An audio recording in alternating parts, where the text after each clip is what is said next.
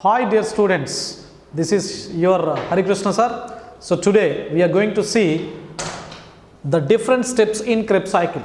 In the last class we have seen the basic information of Krebs cycle, that is basic information and alternative names to Krebs cycle, and this particular schematic representation is also drawn in the last class. Okay, so this is already I have given you the complete information of this particular schematic representation in the last session, right? So now I don't want to waste your valuable time, so already I have drawn this complete picture again, and so we will see the steps in Krebs cycle. I have already told you there are 10 steps in the Krebs cycle. How many steps are there in the Krebs cycle? 10 steps. Okay, so glycolysis also has 10 steps. Krebs cycle has 10 steps. Okay, so let's look into those 10 steps. The first step, oxaloacetic acid. Oxaloacetic acid is a 4-carbon compound which combines with acetyl-CoA, which is considered as the precursor of Krebs cycle or substrate of Krebs cycle. This is 2-carbon compound. So 2 plus 4 gives rise to 6-carbon compound, that is citric acid. Okay, so citric acid is formed, that is the first stable compound of Krebs cycle. Hence this Krebs cycle is called as what? Citric acid cycle or organic acid cycle. This particular citric acid has 3 carboxylic groups. Hence this Krebs cycle is also called as tricarboxylic acid cycle. Okay, now so CoA from acetyl CoA is removed, water is added. So the enzyme is citric synthetase. Whenever the synthetase comes, so it involves in the synthesis process, the combination process. So these two are combined, and there is a synthetic process of another compound, that is citric acid. Clear? So hence this first reaction is condensation. This is what? Condensation. I am writing here. The first step is condensation. So in condensation, what happens? Two different compounds come together and they form another compound, that is citric acid. Means citric acid is synthesized in the presence of citric synthetase, and water molecule is added. Whenever the water molecule is added to any of the reactions, that can be called as hydration. Whenever water molecule is added, that is called as hydration. Clear? Now citric acid is converted into cis-aconitic acid. This is 6-carbon, this is also 6-carbon compound. This can be catalyzed by enzyme called aconitase. So what happens here? One water molecule is removed.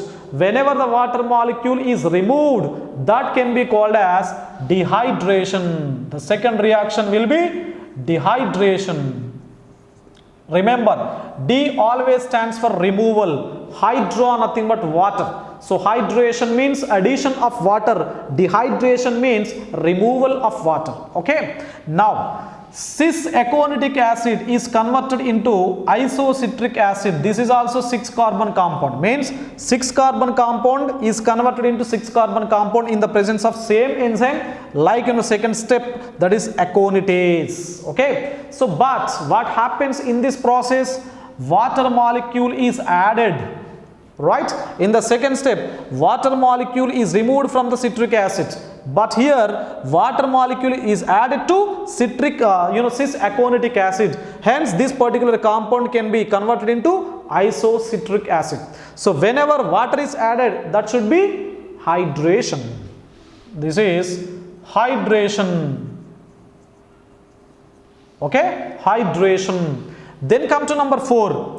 So isocitric acid, this is 4-carbon compound, is converted into oxalosuccinic acid. This is also a 6-carbon compound, right? 6-carbon compound can be converted into 6-carbon compound. There is no change in the carbon number. The net carbon number remains same. Okay. So the enzyme is isocitric dehydrogenase. Remember, whenever dehydrogenase enzyme comes, D means removal, hydrogens removal means removal of protons take place in this particular process. Okay, so protons are removed or hydrogens are removed from where? Isocitric acid. These removed protons or hydrogens are added to NAD. Then NAD plus 2 hydrogens gives rise to NADH2. Okay, so these removed protons or hydrogens are added to NAD, then NAD will become into NADH2. Clear? This process can be catalyzed by isocitric dehydrogenase. Remember, so addition of oxygen is oxidation, removal of protons, right? So here removal of protons takes place from the isocitric acid. Hence addition of oxygen or removal of protons can be oxidation. Hence this process, the fourth step can be oxidation. Okay, so oxidation 1. So oxidation 1. Clear? Then come to hydration 1. This is hydration 1. This is dehydration 1. So dehydration 1, hydration 1 and oxidation 1. Clear? Now, so this oxalosuccinic acid 6-carbon compound is converted into alpha ketoglutarate acids. That is what? 5-carbon compound. What happens here? 6-carbon compound is converted into 5-carbon compound. Means one carbon number is reduced. Means one carbon is lost in the form of what? Carbon dioxide. Okay, whenever there is a loss of carbon in the form of carbon dioxide, that process or that step should be called as decarboxylation. The fifth one is decarboxylation. Okay, so decarboxylation 1. Decarboxylation 1. So D nothing but removes removal of carbon in the form of carbon dioxide. Clear? The enzyme is simple. Oxalosuccinic decarboxylase. Decarboxylase involves in the removal of carbon in the form of carbon dioxide. Simple. Clear? Then this alpha ketoglutarate acid, that is a 5-carbon compound, is converted into succinyl-CoA. What is that? Succinyl-CoA. So this succinyl-CoA is a 4-carbon compound. Okay, so 5-carbon compound is converted into 4-carbon compounds. Clear? So 4-carbon compound means what? What happens? One carbon is lost. One carbon is lost in the form of carbon dioxide. Right? This is carbon dioxide and CoA is added, that is coenzyme A is added. So what happens in this process? So NAD is converted into NADH2, means there is a removal of 2 protons, from alpha ketoglutarate acid. These removed protons are attached to the NAD, then NAD is converted into NADH2, right? What happens here? Just see, carbon dioxide is removed, that is decarboxylation, and NADH2 is formed. Whenever NADH2 or FADH2 is formed, that should be oxidative method or oxidation. Okay, so oxidation and decarboxylation. So this process is catalyzed by alpha ketoglutarate dehydrogenase. 2 processes, 2 steps, or 2 methods are you can observe: decarboxylation and oxidation. Hence it is oxidative decarboxylation. The 6th step is what?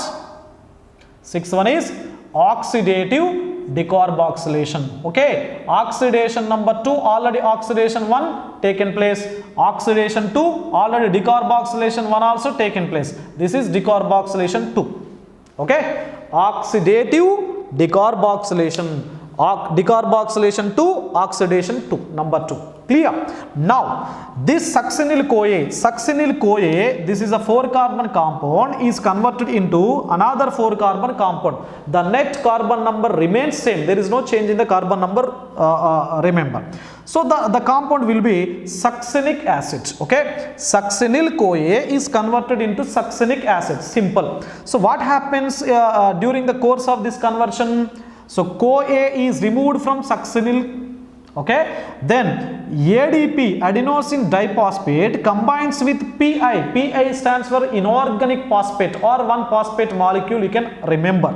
So 1 phosphate combines with ADP, adenosine diphosphate. So adenosine diphosphate plus 1 phosphate gives rise to triphosphate, that is ATP. Sometimes you can observe GTP, guanine triphosphate. This is what? Adenosine triphosphate, that is guanosine triphosphate. Okay, adenine, guanine, thiamine, uracil, these are all the nitrogen bases. Okay, so adenosine triphosphate will be formed by the combination of ADP and inorganic phosphates during the course of the conversion of succinyl CoA to succinic acid. Clear? So whenever there is a formation or utilization, remember, whenever there is a formation of ATP or utilization of ATP, there should be an enzyme called kinase. What is that? Kinase. So here succinyl thiokinase. Succinyl thiokinase is an enzyme for this reaction, that is 7th one. Okay. Now this succinic acid is converted into fumaric acid. 4 carbon, 4 carbon, no change in the carbon number. What happens here? The enzyme is succinic dehydrogenase. Whenever dehydrogenase comes, there should be an oxidation. Okay, so FAD will become into FADH2. So whenever FADH2 or NADH2 is formed, there should be an oxidation. Okay, so this is what? This reaction can be called as, 7th reaction can be called as cleavage. Means succinyl becomes into succinic acid and CoA is divided. That is cleavage. The 7th reaction is cleavage. And the 8th one is oxidation. Oxidation number 3. Already 2 oxidations. One is here and the second one is here and the third one is here. Oxidation number 3. Okay. Now this fumaric acid is converted into malic acids. 4 carbon, 4 carbon, no change in the carbon number. So enzyme is fumarase. What happens here? One water molecule is added. Okay, whenever the water molecule is added, that should be called as hydration. So we have, already one hydration is there. So 9th reaction is hydration 2. What is that? Hydration 2. Clear? Now this malic acid's 4 carbon compound is converted into oxaloacetic acids. This is also a 4 carbon compound. No change in the carbon number. So now what happens? Malic dehydrogenase. Whenever the dehydrogenase comes, there should be an oxidative process. Okay. So NAD is converted into NADH2. Means there is a oxidation. Okay. So this is also an example for oxidation. 10th one is oxidation. Oxidation number 1, 2, 3 and 4. Oxidation number 4. Okay. So this is all about, Krebs cycle. How many steps are there? 10 steps. Remember, first step is condensation. The second step is dehydration 1. Next hydration 1. Oxidation 1. Decarboxylation 1. Oxidative decarboxylation, oxidation 2, decarboxylation 2, cleavage, oxidation 3, hydration 2 and oxidation 4. Okay, so this is all about Krebs cycle. Now, so just see how many acetyl-CoA molecules are involved in Krebs cycle. How many molecules? Only a single molecule. So when the single molecule, that is acetyl-CoA, whenever it involves in Krebs cycle, so these 10 steps will be taken place. And how many oxidations are there? How many NADH2s are formed? 1 NADH2, 1 NADH2, here also 1. Means 3 NADH2s are 1. Just we have to look into the energy sheet of Krebs cycle. Just see, right? So now first of all, we have to see the significance. So significance of Krebs cycle. Okay, so significance of Krebs cycle. So what is the significance? Just see, this is high energy yielding process. This is high energy yielding process. I will tell you how much energy will be formed in Krebs cycle. I will tell you. Just remember, high energy yielding process. Number 2, this is amphibolic pathway. Amphibolic pathway. So I have already told you the meaning of amphibolic pathway. So amphi means two, bolic nothing but metabolic activity. So there are two metabolic activities. Krebs cycle involves in two metabolic activities. One is catabolism, that is destructive method. Catabolism nothing but breakdown process. And the second one is anabolism. So anabolism means what? Synthetic process. This is synthetic process. So what kind of compound will be synthesized in Krebs cycle? For example, if you see alpha ketoglutarate acid, this is converted into glutamic acid. Glutamic acid nothing but it's a synthetic process. Okay, so Krebs cycle involves in both the metabolic processes. One is catabolism, that is a destructive or breakdown process. The second one is anabolism, that is a synthetic process. Hence, so two kinds of metabolic activities are seen in the Krebs cycle. Hence, Krebs cycle is called as amphibolic pathway. Then number 3, this is also called as anaplerosis.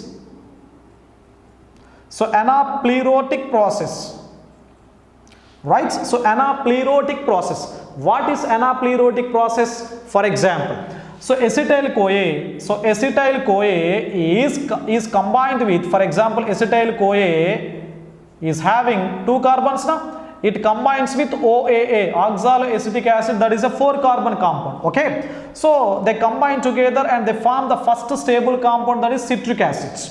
Okay, now whenever there is what is called, there is less amount of OAA.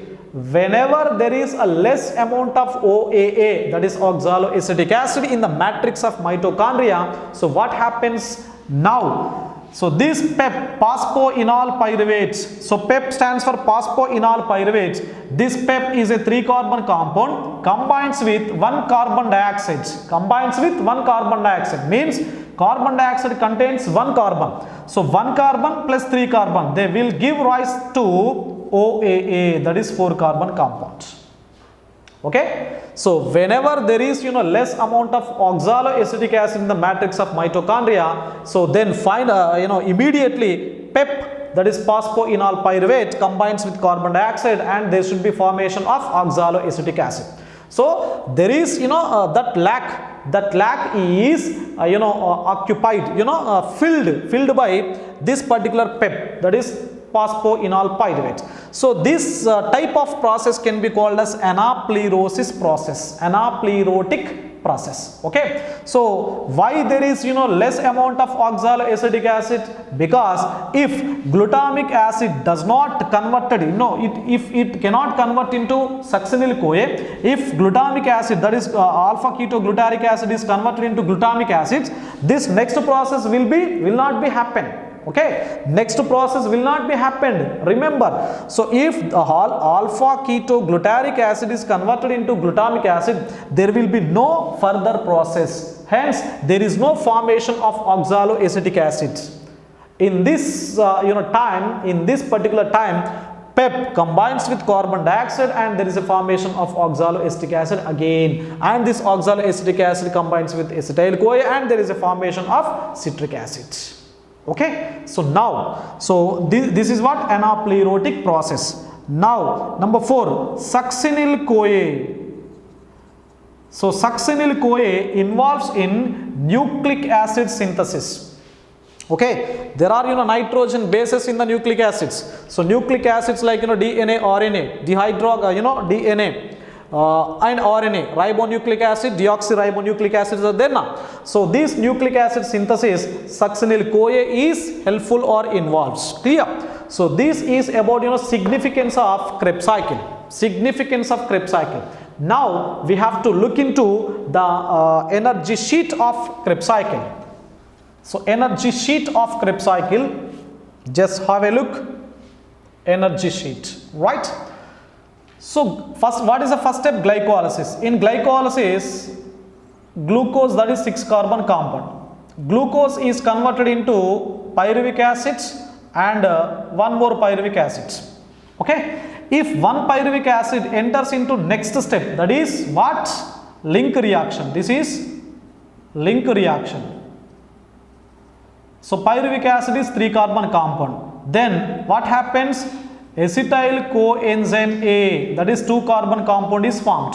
Okay, the same thing will be repeated here also. Acetyl CoA, this is 2-carbon compound, this is 3-carbon compound. Okay, so for example, one acetyl CoA involves in Krebs cycle. Okay, if it enters into Krebs cycle, it combines with what? OAA, that is 4-carbon compound. Okay, so now there is a 6-carbon compound, that is citric acid. Now the cycle complete operates like this. Okay, one acetyl CoA, one pyruvic acid is converted into one acetyl CoA. Then acetyl CoA enters into Krebs cycle and it combines with oxaloacetic acid. Then the cycle operates like this. Clear? Now there is one more acetyl CoA. Okay, this is one acetyl CoA. There is one more acetyl CoA. It also combines with what? Oxaloacetic acid, and the Krebs cycle runs in another fashion. Okay, means what? One glucose is equivalent to 2 moles of pyruvic acids. Means 2 moles of pyruvic acids are involved in the production of 2 moles of acetyl CoA. One acetyl CoA involves in one Krebs cycle and another acetyl CoA involves in another Krebs cycle. If one acetyl CoA involves in one Krebs cycle, how many NADH2s are formed? Already I have told you. This is 1, this is 2, and there is oxaloacetic acid. From malic acid to oxaloacetic acid is 1. Means what?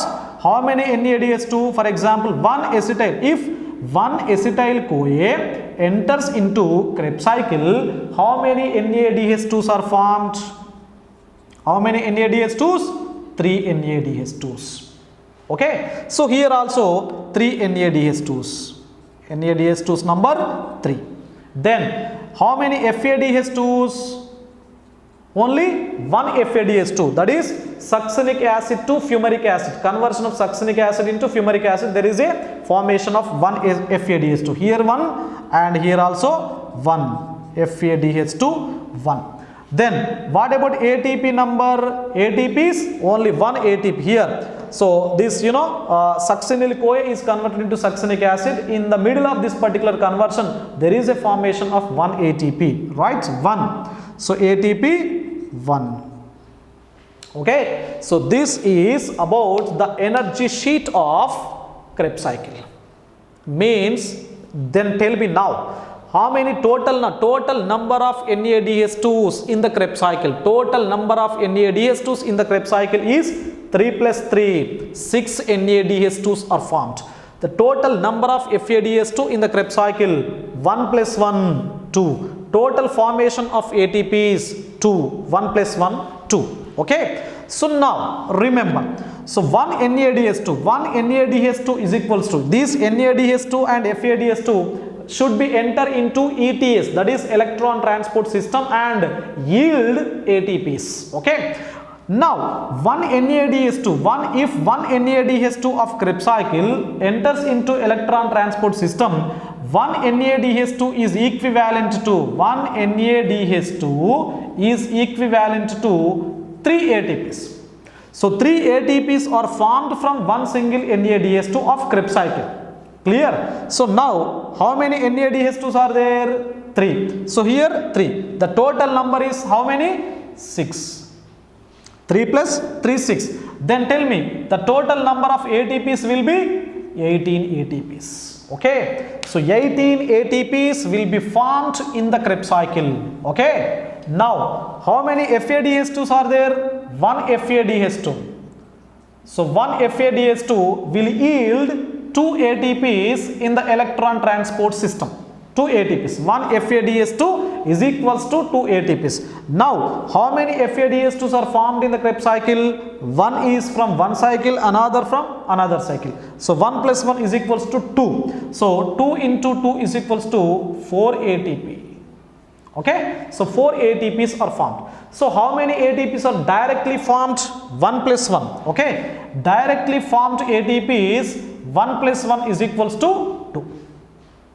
Okay, just add all So 18 plus 4 plus 2. So 18 plus 4, 22 plus 4, 2, 24. Right? 24 ATPs are formed. What about the total aerobic respiration? The total number of ATPs which are formed in aerobic respiration, that is 38. Okay? The total ATPs of aerobic respiration are 38. Out of 38, in Krebs cycle, 24 ATPs are formed. Hence, so I have, as I said, in the significance, the first point of the significance, that is high energy yielding process. This is what? High energy yielding process. 24 ATPs are formed in Krebs cycle. Okay, so this is all about, Krebs cycle. So in the next session, we will see the electron transport system. That should be the last step of aerobic respiration. Thank you, one and all.